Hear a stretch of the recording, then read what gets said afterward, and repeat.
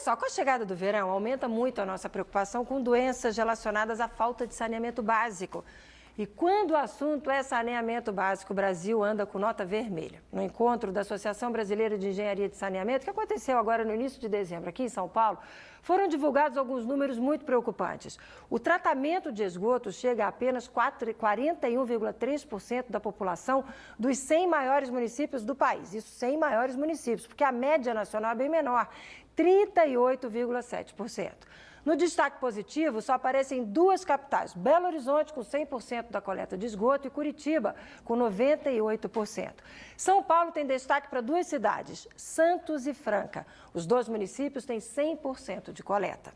Para falar sobre tudo isso, a gente está recebendo agora aqui no estúdio o Roberval Tavares de Souza. Ele é o presidente dessa Associação Brasileira de Engenharia de Saneamento. Oi, boa tarde. Boa tarde, Márcia. Obrigado por ter aceitado o nosso convite. Obrigado. Esse evento foi muito importante, né? Esse que aconteceu agora no início de dezembro. O evento foi muito importante destaque de vocês com relação às doenças sob veiculação hídrica, né?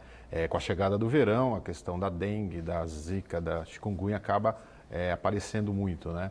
E os indicadores de saneamento do país, como você relatou, está na situação vermelha. Eu diria que nós estamos na terceira divisão dos indicadores de saneamento do país.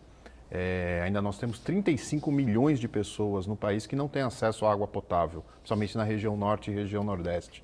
Nós ainda temos mais de 120 milhões de pessoas que não têm acesso completo à coleta e tratamento de esgoto.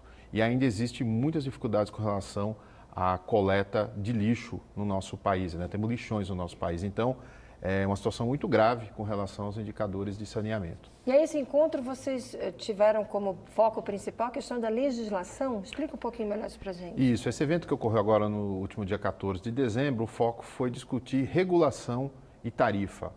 O setor de saneamento, a regulação nele é algo novo. Acontece há 10 anos, depois da lei que regulamenta o setor de saneamento, que é de 2007. Então, nós estamos há quase 10 anos com a questão da regulação em voga. E esse ambiente de discussão foi para promover o debate do que foi os desafios que já foram vencidos e o que tem por vencer com relação à regulamentação do setor no nosso país.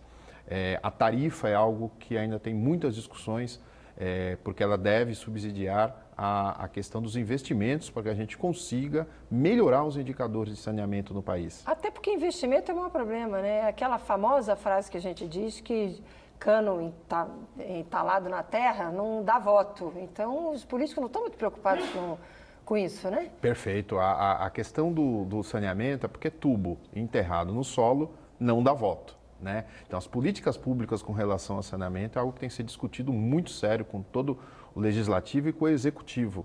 E nós acompanhamos o país inteiro e visualizamos que você ter mais recursos disponíveis para o saneamento é uma briga muito feroz que nós temos com todo o país. Agora, os políticos têm que entender que quando você leva saneamento à população, você reduz drasticamente despesas com saúde pública. E isso é o mais importante para nós. E como é que é a situação de São Paulo com relação ao restante? São Paulo, a gente falei agora há pouco de Santos e Franca.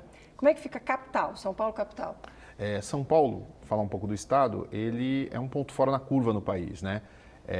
Os indicadores de saneamento de São Paulo são os mais avançados do Brasil. Então, quando você compara internamente... aqui vai muito bem, obrigado. Aqui vai muito bem. Logicamente, no primeiro momento. Logicamente, quando você compara com o resto do mundo, ainda tem muito que avançar em São Paulo, no estado, especialmente na capital do nosso estado, que ainda tem o que avançar. A capital tem índices de atendimento de água já que chegaram a 100%, então a população está toda atendida com água, e tem índices de coleta e tratamento na casa de 85%. Ainda tem muito que avançar. Quando você fala em porcentagem é uma coisa, quando você fala em números absolutos, com a população de 12 milhões de pessoas no município, acaba tendo números proporcionais efetivos muito grandes. Mas nós percebemos que São Paulo tem um destaque positivo, porque ao longo dos últimos 20 anos vem investindo forte na questão do saneamento do país. Roberval, e como é que é a relação da Associação Brasileira de Engenharia de Saneamento com o poder público? Por exemplo, a gente está vivendo esse momento de troca de gestão municipal. O prefeito Dória está assumindo, muito aberto, dizendo que está interessado em ouvir todos os lados da sociedade, enfim.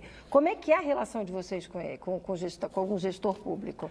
A ABS é uma entidade que existe há 50 anos e nós temos como missão desenvolver políticas, ajudar a desenvolver políticas públicas para a melhoria do setor de saneamento ambiental.